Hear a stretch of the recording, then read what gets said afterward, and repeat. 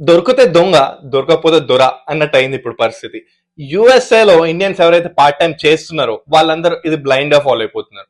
ఒక పక్కన ice rights హోరాహోరీగా నడుస్తున్నా కూడా మన దగ్గరకు వస్తే చూసుకుందాంలే అని ఒక ధీమాతోటి ఎంతో మంది పార్ట్ టైమ్స్ చేస్తూ ఇలా ఫస్ట్ బ్యాచ్ ఉండగా మా పరిస్థితులు అస్సలు బాగాలేవు, మేము ఫీజు కట్టాలి, సో దానికోసం పార్ట్ టైం పక్క కావాలి, మా ఫ్యామిలీ సిచ్యువేషన్ అస్సలకే బాగాలేవు అని భయంతో బిక్కున పార్ట్ టైం చేసుకుంటూ ఇంకో బ్యాచ్ ఫామ్ అయ్యి ఇలా 2 బ్యాచెస్ అవ్వగా థర్డ్ బ్యాచ్ వచ్చేసరికి మేము కన్సల్టెన్సీస్ లో జాయిన్ అయిపోయి కమిట్మెంట్ లో ఉన్నాము. అండ్ ఇప్పుడు మా స్టాటస్ మెయింటైన్ చేయాలంటే ట్యాక్సెస్ కావచ్చు అండ్ మా లోన్స్ కూడా స్టార్ట్ అయిపోయాయి. So rush of the hour and it's need of the hour. So మేము పార్ట్ టైం చేయాల్సిందే అని చెప్పి ఇలా 3 బ్యాచెస్ ఫామ్ అయ్యాయి.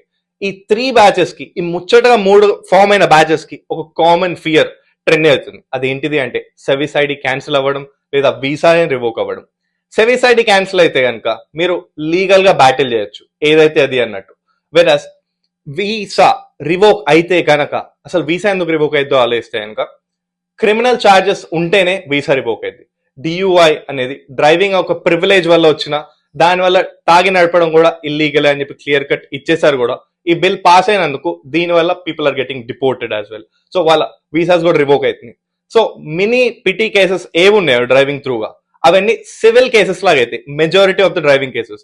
సో మనం కామన్ సెన్స్ వాడి సివిల్ కేసు ఏంటిది, క్రైమ్ కేసు ఏంటిది, అదే క్రిమినల్ ఛార్జెస్ ఏంటిది క్లియర్ కట్ క్లారిటీ ఉంటే అది మీకే మంచిది అని చెప్పి ఎంతో మంది ఎక్స్పర్ట్స్ చెప్తున్నారు. ఎందుకంటే ఈ పిటి కేసెస్ లో మీరు ఇలా సోషల్ మీడియాని ఫాలో అయిపోతూ బ్లైండ్ గా ఈ పానిక్ ని, ఈ భయాన్ని అబ్జార్బ్ చేసుకుంటే మీకు అసలు మంచిది కాదు. ఏదైతే అది చూసుకుందాం అని ఒక దూకుడు ధైర్యం ఉంటే కనుక మీకు చాలా మంచిది అని చెప్పి ఎంతో మంది ఎక్స్పర్ట్స్ చెప్తున్నారు.